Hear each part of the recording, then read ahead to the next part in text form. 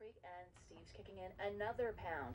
359-5279 is the number to call. KCPW online at kcpw.org. At whatever membership level you're comfortable, we would greatly appreciate the pledge of financial support. It's 1010 Midday Metro next on KCPW. It's 10:10. Good morning. If you've just tuned in, you're listening to Midday Metro, heard here in the Salt Lake Valley on 88.3 and 105.3 FM, and now throughout the state of Utah on 50,000 watt 1010 AM. Environmentalist and writer are two labels that have been affixed to my guests this morning, as well as curmudgeon, hermit, and NIMBY. He embraces all of those in his fight against what some call progress in Moab, where he's been publisher of the Canyon Country Zephyr since 1989. And he's in the studio with me now. Morning, Jim. Good morning. Thanks for having me. I have to say that I've been a fan of yours for a long time. Well, thank you. I appreciate that. The Zephyr, talk to me a little bit about that and how that came to be. I wanted to create a newspaper where people from both sides could express an opinion, but a paper where I was never afraid to express my own opinion as well. You know, the slogan of the Zephyr is hopelessly clinging to the past. Mm-hmm. Hopelessly clinging to the past sometimes causes me more grief than humor, because I think a lot of people misinterpret it.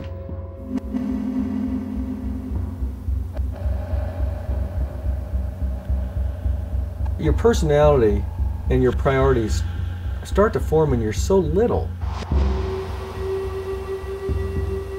There was one thing that happened when I was 5 years old that I never forgot.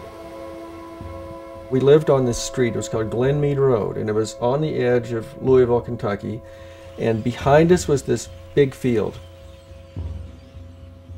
Down at the far end was this beautiful old pre-Civil War home that was owned by this spooky old lady named Miss Hunsinger, and she hated us running in her fields, and she'd chase us out. But there was all kinds of mystery and intrigue about this field in the woods.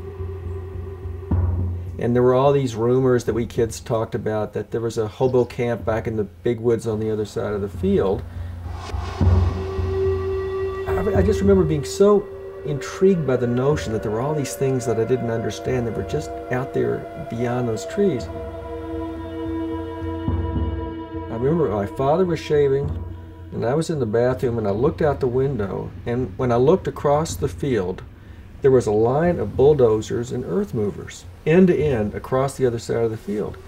And I turned to my dad and I said, well, what are they out there for?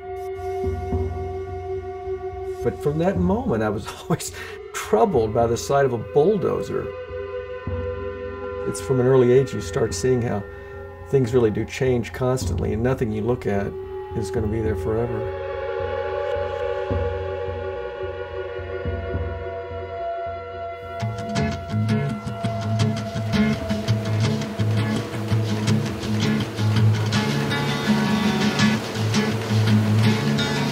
I wake up every morning, and what do I see?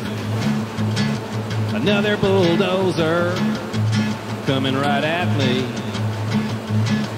Maybe I've been dreaming things seem out of hand. The men with all the money want to ruin my sacred land. Developers go build in hell. Here we go. The Great Adventure. Dun, dun, dun, dun, dun, dun, dun, well, I read it in the paper. I heard it on the news. Another Galleria coming soon to a neighborhood near you. This land was made for building, and that's just what they'll do. One of these days their dozer's gonna walk right over you. Come on everybody, it's later than you think. We're here. We made it. We made it. That was beautiful, folks. Go build in hell.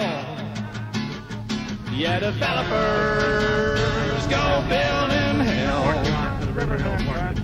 I said developers go build in hell. The Great Adventure, brought to you by Kicks. I always liked open space.